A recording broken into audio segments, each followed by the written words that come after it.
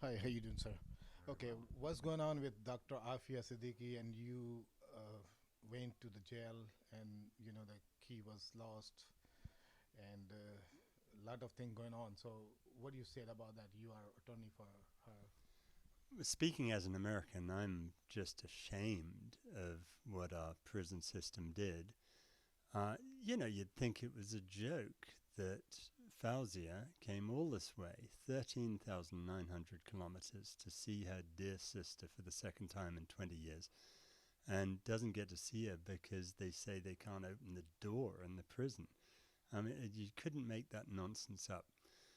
And this is typical of, unfortunately, the prison system here with Aafia, that if they can't open the door to the cell, you can't expect them to treat her in a civilized way, and they don't.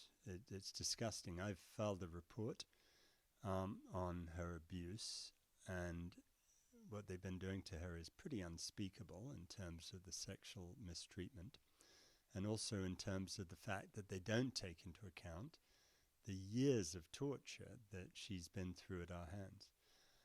And it's extraordinary that the woman is still in one piece. What is sexual treatment?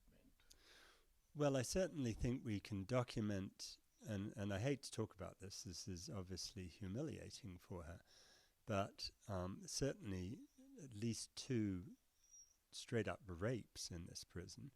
But that comes on top of what happened to her in Bagram Air Force Base. And anyone who thinks that didn't happen is just delusional. I was in Afghanistan 2 weeks ago, and it's absolutely clear that Afia was held by the United States in Bagram. She was tortured there. She was repeatedly raped as a form of interrogation technique. And it's just unspeakable. And this is a woman who is utterly traumatized by that and needs to be back in Pakistan among the people she loves, as opposed to being here among the people who abused her. Did she told you that she got something sexual abuse or something in this jail? Yes, she's told me in great detail about how she's been abused.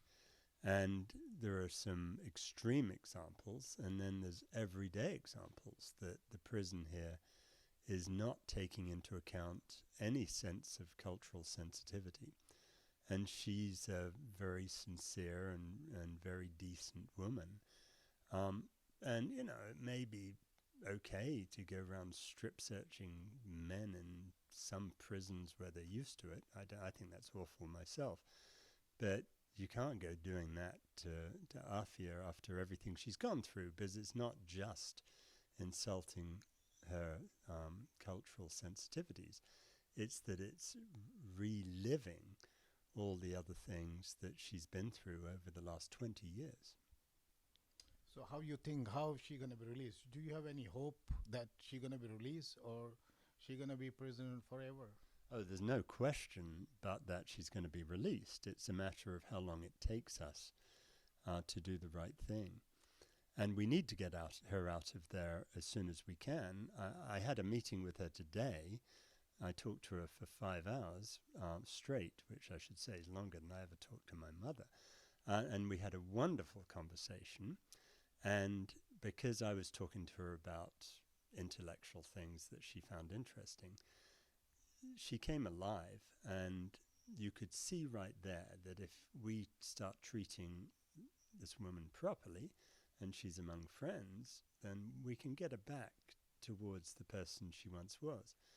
And over 5 hours, I watched her as her whole being changed from the person who's been trampled down so badly to the person that her family knew before this all happened. She looked 20 years younger, her whole face lit up, and there was the Afia that we really want to see again. And we're only going to see it permanently if we get her back to Pakistan. So what kind complaint did that she speak about that? What kind of complaint she have in the in the prison? Like she is abused by a sexual assault or what kind of complaint?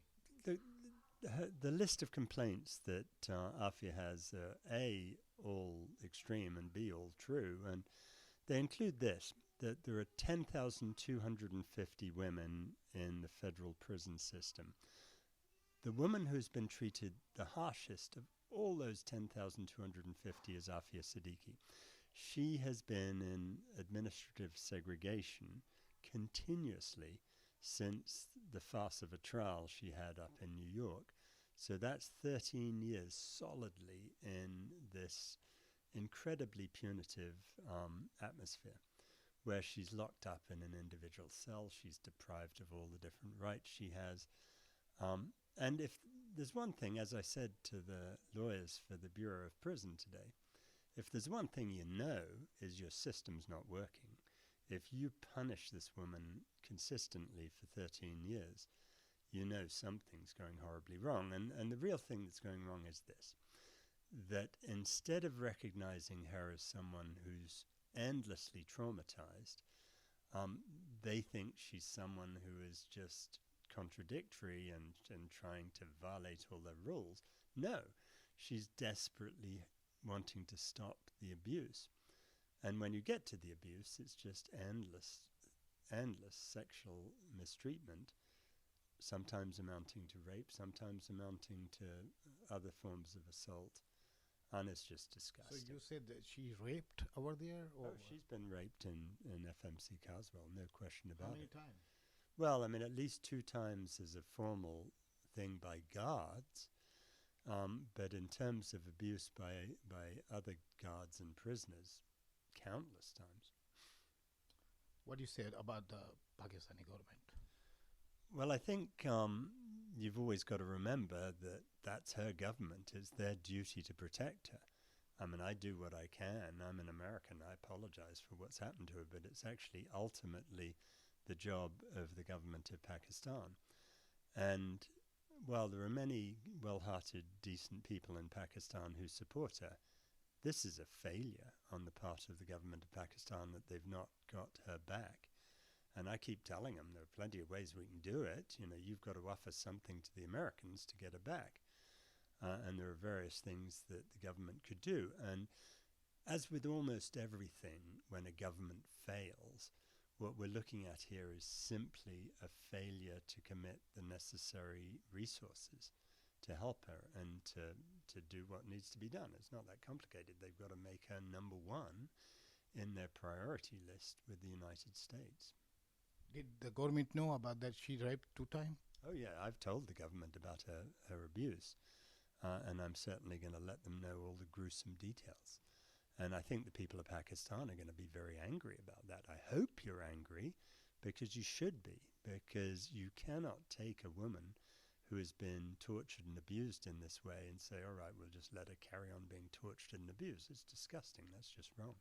You go look at your Pakistan passport and you read that inside cover, and that's where the government of Pakistan insists and demands that citizens of Pakistan be treated properly in a foreign country.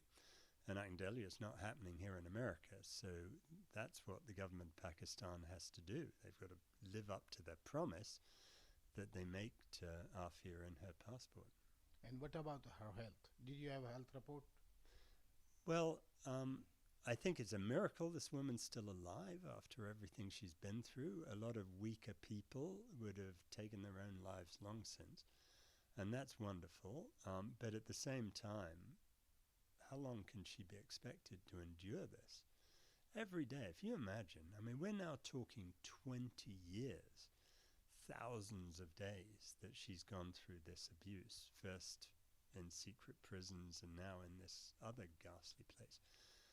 It's incredible she's still alive. And her physical health's not great. I mean, you see her teeth knocked out. You see that she's sort of lost her hearing in one ear from being beaten around the head, that she's got other head injuries from being beaten. She told me today that over the years she's been cut and burned all over her body, and it's a miracle that she just isn't scarred from head to toe. So, you know, obviously she's just a litany of physical and other injuries, and, you know, she's not going to get cured in that prison. She's just going to get abused more. Thank you so much, sir. Thank you.